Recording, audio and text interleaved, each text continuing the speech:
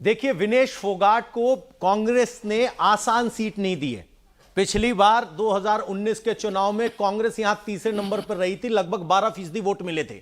अमरजीत ढांडा यहां से जेजेपी के उम्मीदवार के तौर पर पिछली बार चुनाव जीते थे। तो विनेश फोगाट के लिए इकलौती चीज जो फैक्टर काम कर सकता है वो ये है, क्योंकि जेजेपी कमजोर पड़ी है और जेजेपी के वोटर बीजेपी के विरोध के वोटर थे। तो अगर वो शिफ्ट करते हैं तो यहां विनेश के लिए राह आसान होगी। लेकिन कांग्रेस ने भी उनको वो सीट दी है कि जीत के आओ, प्रूव करो, तो राजनीति में आपका स्वागत है। तो जींद वो जिला है जहां पर जिसका दरवाजा खोलने की जिम्मेदारी यहां पर विनेश फोगाट को है। जिस तरीके से बीजेपी के खिलाफ का माहौल है, ऐसे में विनेश फोगाट को उम्मीद की जा सकती है। विनेश का अपना इलेक्शन, राजकुमार जी, और उसके अलावा मैं देवेंद्र में आता हूं, और उसके अलावा पहलवान बेटियों का सम्मान, बेटियों का आत्मसम्मान, वो इस चुनाव में कोई मुद्दा बन पाया या नहीं? देखिए, मुद्दा बनाने की कोशिश तो निश्चित रूप से की गई और 3 चीज़ों को की गई, और तीनों को आप आपस में जोड़ भी सकते हैं। किसान का मुद्दा हो, अग्निवीर के सहारे जवान का मुद्दा हो, या महिला पहलवानों के धरने के जरिए बेटियों का मुद्दा हो।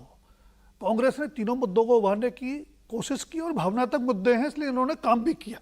पर आप एक चीज़ देखें कि जिन विनेश फोगाट को शुरू में हम लोग ये मान के चल रहे थे कि शायद हरियाणा में कांग्रेस के लिए स्टार कैंपेनर भी होंगी, वो अपनी सीट से बाहर नहीं निकल पाई। उसकी वजह क्या है कि प्रदीप बैरागी के रूप में एक सोशल कॉम्बिनेशन को ध्यान में रख के बीजेपी ने अच्छा कैंडिडेट दिया। आम आदमी पार्टी ने कविता दलाल को, जो खुद एक रेसलर है, और जब धरना हो रहा था जंतर मंतर पर, उनके समर्थन में गई थी विनेश फोगाट की, उनको कैंडिडेट उतारा। कास्ट कॉम्बिनेशन भी, कविता दलाल भी जाट कम्युनिटी से आती हैं, तो विनेश फोगाट जीत तो जाएंगी, उसमें कोई संदेह की गुंजाइश नहीं। अच्छा, लेकिन जिस तरह का एक माना जा रहा था कि स्टार कैंपेनर हो जाएंगे और ये मुद्दा पूरे हरियाणा में मदद कर जाएगा कांग्रेस को, वो करता हुआ नहीं दिखा। एक फैक्टर और है सर इसमें, जो हमने जुलाना में डिस्कस नहीं किया।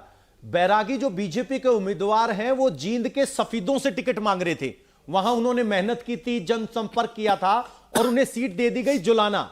और हरियाणा में जब तक आपके पास 10-15 हजार व्यक्तिगत वोट ना हो, तब तक जीत आसान या मुश्किल नहीं होती। तो बीजेपी ने जाने अनजाने यहां मदद कर दी है इसकी, अपनी रेसलर बेटी की। ये जो कांग्रेस का दावा है, क्योंकि बैरागी यहां पर जनसंपर्क नहीं है, वो भी बाहरी कैंडिडेट है।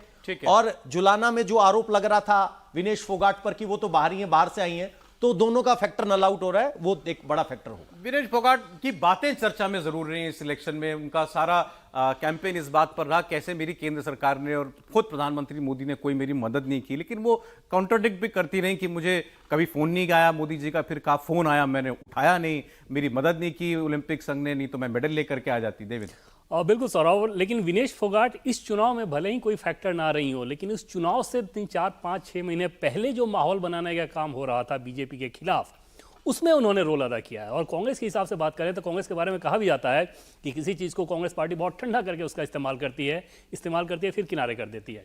तो विनेश फोगाट कांग्रेस पार्टी के लिए इंपॉर्टेंट नहीं थी। विनेश फोगाट का जो प्रोटेस्ट था वो कांग्रेस पार्टी के लिए इस रूप में इंपॉर्टेंट था कि हरियाणा में उन्होंने ये नैरेटिव चला दिया कि हरियाणा की बेटियों के खिलाफ केंद्र की बीजेपी की सरकार है, और वो नैरेटिव बहुत काम किया है बीजेपी के खिलाफ जाने में।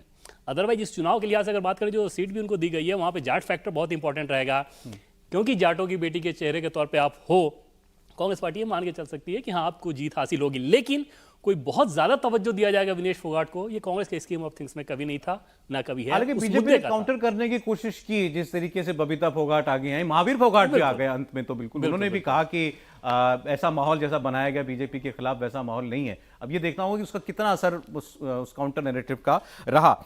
आगे बात करेंगे। अब जुलाना के बाद अटेली सीट की बात करते हैं। ये भी इंटरेस्टिंग सीट है। आरती सिंह राव बीजेपी से यहां पर चुनाव लड़ रही है, राव बीरेंद्र सिंह की बेटी जी। और ये आप जहां की बात कर रहे थे भी हम लोग ब्रेक में, गुड़गांव बिल्कुल बेल्ट, वहां का कहा जाता है कि ये यादव बेल्ट जिसको कहते हैं, अहिरवाल बेल्ट, उसका एक चुनाव है। आरती राव और अनीता यादव, दोनों यादवों के बीच मुकाबला है। और दिलचस्प बात यह है कि राव इंद्रजीत अपनी बेटी को जिताने के लिए वहीं पे प्रवास किए हुए थे, ऐसी जानकारी हमें मिल रही है। उन्होंने अपने पुराने वादे, पुरानी बातें, पुराने रिश्ते याद दिलवाए हैं। और यहां आरती राव को जीतने में ज्यादा दिक्कत या परेशानी हमारे हिसाब से नहीं होनी चाहिए, क्योंकि अहिरवाल में कम से कम इस बात को लेकर सहमति है कि यादव बीजेपी के साथ हैं और उनके राव इंद्रजीत नेता हैं।